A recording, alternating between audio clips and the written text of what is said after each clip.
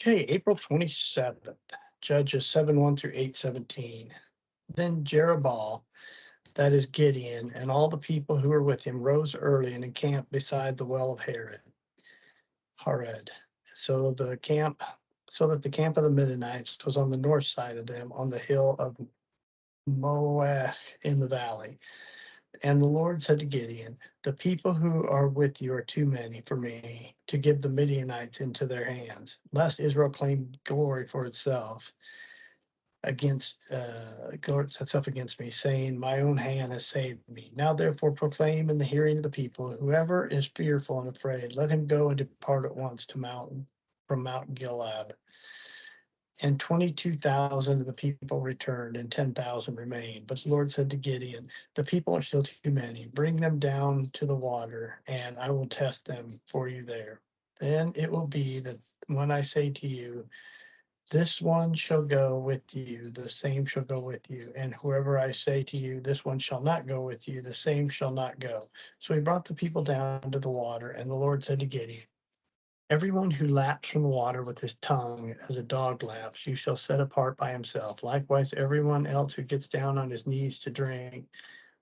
And the number of those who lap, putting their hand to their mouth, was 300. But all the rest of the people got down on their knees to drink water. Then the Lord said to Gideon, by the 300 men who lapped, I will save you and deliver the Midianites into your hands. Let all the other people go, every man to his place. So the people took provisions and their trumpets in their hands, and they sent away all the rest of Israel, every man to his tent, and retained those 300 men. Now the camp of Midian was below him in the valley. It happened on the same night that the Lord said to him, arise, go down against the camp, for I have delivered it into your hand. But if you are afraid to go down to the camp with Purah your servant, and you shall hear what they say. And afterwards your hands shall be strengthened to go down against the camp. Then he went down to Purah with his servant in the outpost of the armed men who were in the camp.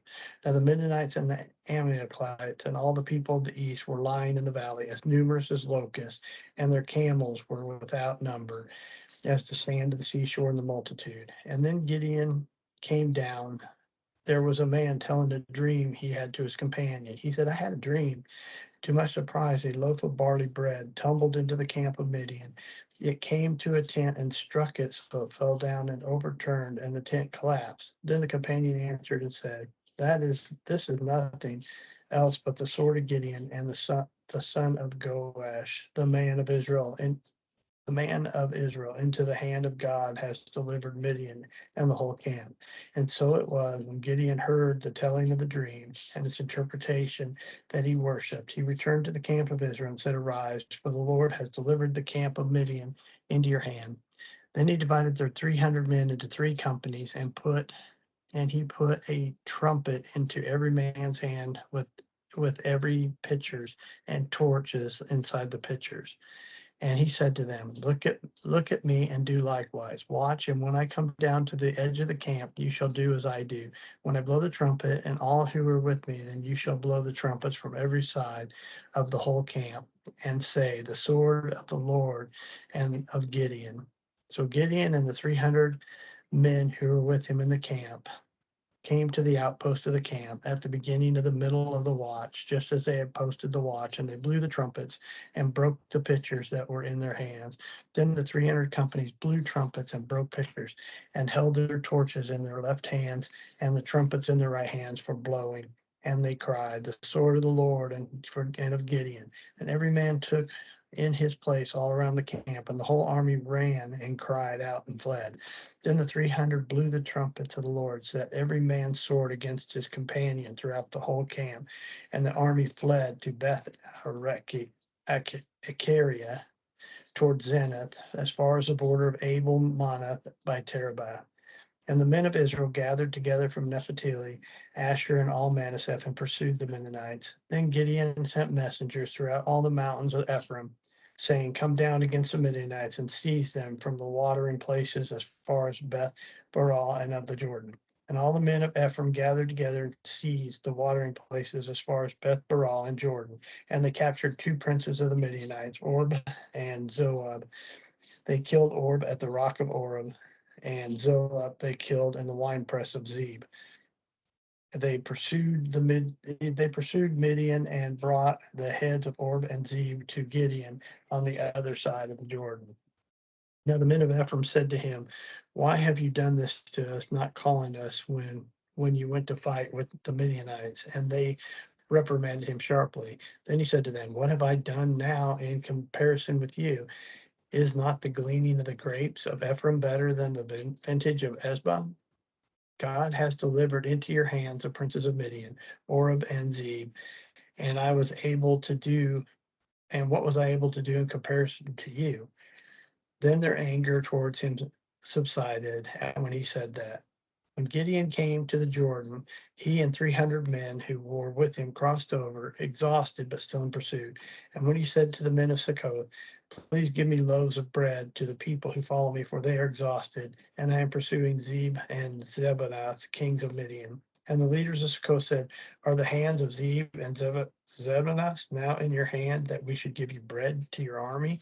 So Gideon said, "For this cause, when the Lord has delivered Zeb and Zebalam into my hand, that I will tear your flesh with thorns of the wilderness and with the briars." And he went up from there to Pemanel, and he spoke to them the same way. And the men of Peniel answered him as the men of Succoth had answered. So he also spoke to the men of Peniel, saying, "When I come back in peace, I will tear down this tower." Then Zebeth and Zedemah were at Karkor, and the armies with them, about 15,000, all who were left of the army of the people of the east, for 120,000 who drew the sword had fallen.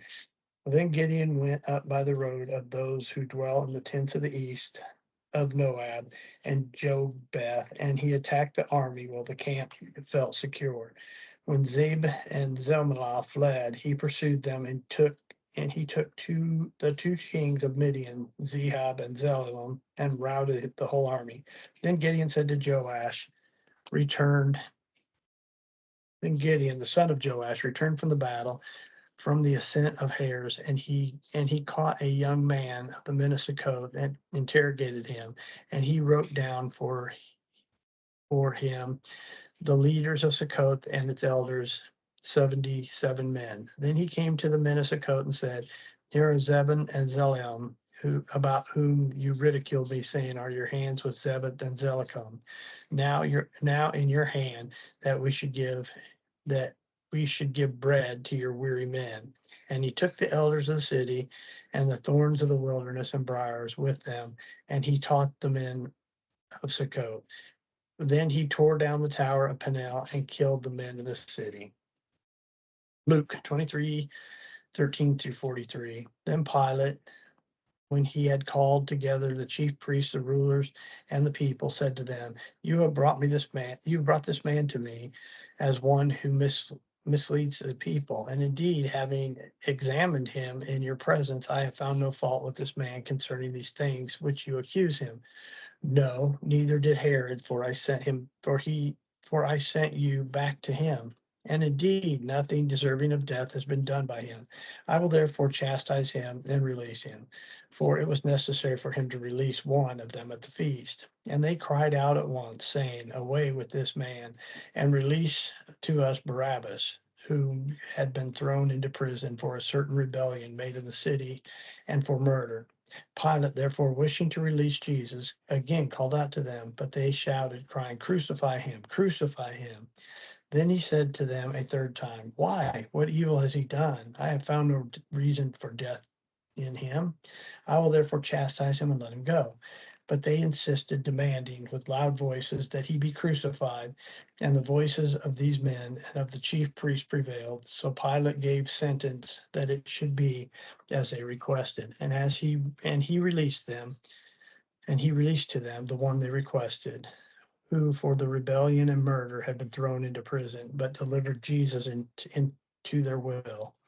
Now, as they led him away, and they laid hold of a certain man, Simon of a Syrian, who was coming from the country, and on him they laid the cross that he might bear it after Jesus. And a great multitude of the people followed him, and women also mourned and laminated him.